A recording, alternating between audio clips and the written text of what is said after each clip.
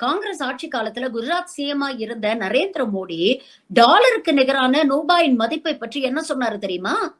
எந்த ஆட்சியில ரூபாயின் மதிப்பு வீழ்ச்சி அடைகிறதோ அந்த கேடுகெட்ட ஆட்சி நடக்குதுன்னு அர்த்தம் அப்படின்னு பேசினார். இன்னைக்கு நிலைமை என்ன தெரியுமா?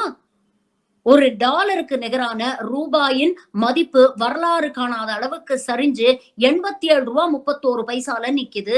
மொத்த பட்ஜெட் நிர்மலா அம்மா போட்ட பட்ஜெட் 50 லட்சம் கோடி.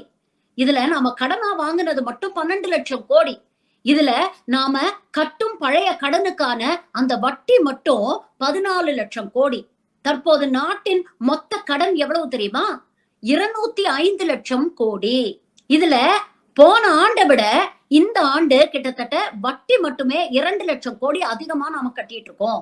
இதற்கு காரணம் என்ன தெரியுமா? அமெரிக்க டாலருக்கு நிகராக இந்திய ரூபாயின் மதிப்பின் கடும் வீழ்ச்சி.